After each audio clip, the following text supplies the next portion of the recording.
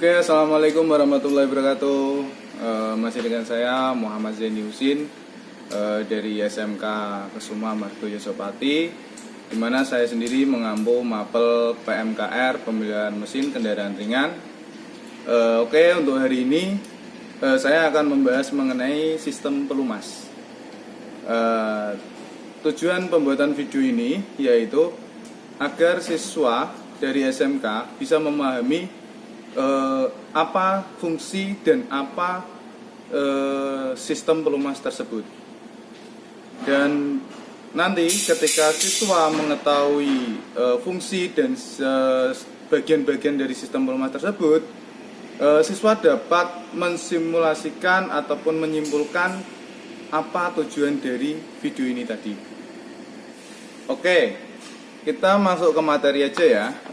Untuk materi sistem pelumas sendiri itu ada berbagai macam bagian pada sistem pelumas. Yang pertama adalah pompa oli, yang kedua adalah oil pan ataupun carter, yang ketiga saringan oli, filter oli, yang keempat oil strainer, yang kelima oil pressure sensor, yang keenam dipstick, yang ketujuh oli feed, yang kedelapan oil jet, yang terakhir yaitu PCV valve, itu yang ke-9. Dari 9 bagian-bagian sistem pelumas tersebut kita akan bahas satu-satu, dan nanti kalian bisa memperhatikan dari slide di atas, kalian bisa memahami komponen-komponen pada sistem pelumas. Oke, kita masuk pada materi pompa oli. Nah, di mana pompa oli digerakkan dengan bantuan poros engkol. Suatu pompa oli yang proses kerjanya dibantu dengan putaran poros engkol. Pompa oli berfungsi untuk menghisap dan menekan minyak pelumas ke komponen mesin.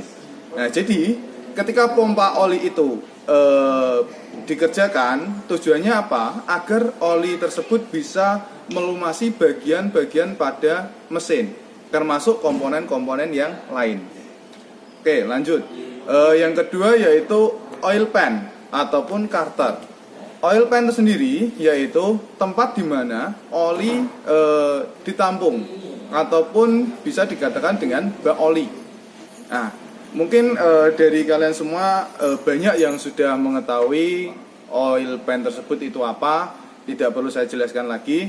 Kita lanjut saja untuk yang selanjutnya yaitu saringan oli. Nah, ini yang terpenting, perlu kita perhatikan dan perlu kita pahami, di mana saringan oli tersebut sangat berperan penting pada kendaraan. Kenapa saya bilang gitu?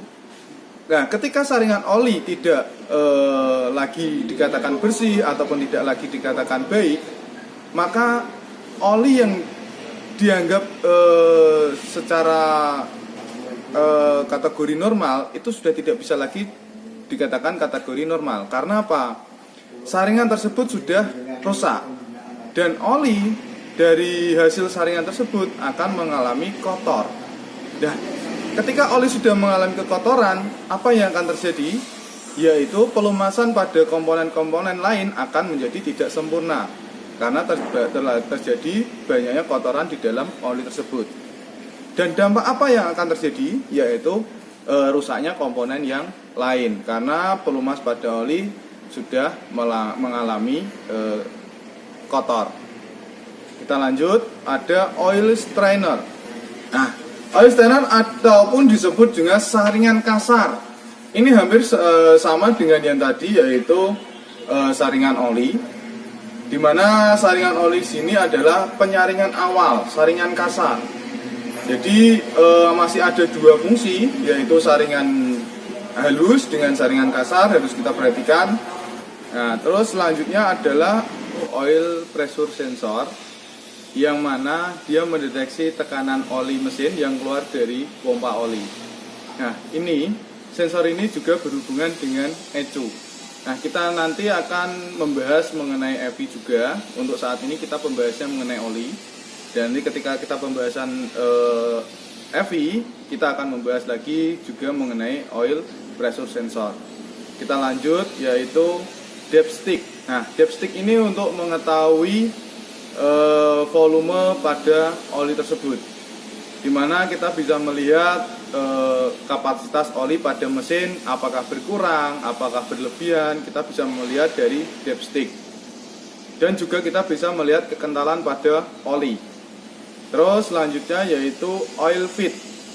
Oil feed merupakan jalur oli yang secara default terbentuk pada saat pembuatan blok mesin dan water jacket.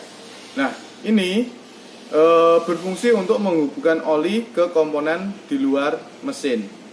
Nah, ini juga bisa diperhatikan dan bisa dilihat nanti posisi keadaan oil feednya seperti apa. Apakah dalam keadaan baik atau dalam keadaan sudah tidak bisa digunakan ataupun sudah dinamakan rusak. Bisa kita lihat nanti dalam keadaannya seperti apa. Oke, selanjutnya yaitu oil jet. Oil jet berfungsi menyemprotkan oli dari dalam saluran oli. Biasanya terdapat pada bagian bawah blok silinder yang berfungsi untuk menyemprotkan oli ke dalam piston. Nah, oil jet ini sangat berperan penting pada permukaan piston. Nah, kadangkala kita bisa melihat piston knocking. Itu terjadi karena apa? Mungkin oil jetnya mengalami kerusakan. Oke, selanjutnya yaitu PCV valve. PCV valve sendiri yaitu berfungsi untuk menyalurkan uap oli dari dalam mesin ke dalam saluran intake tanpa terjadi kebocoran. Nah, untuk kerusakan PCV valve biasanya yaitu terjadi penyumbatan pada PCV valve tersebut. Nah, itu tadi komponen-komponen pada sistem pelumas. Oke, untuk selanjutnya besok kita akan membuat video mengenai praktek pengecekan pada komponen sistem pelumas. Nah, untuk saat ini mungkin sekian dulu dari saya. Terima kasih, ada kurangnya saya mohon maaf. Wassalamualaikum warahmatullahi wabarakatuh.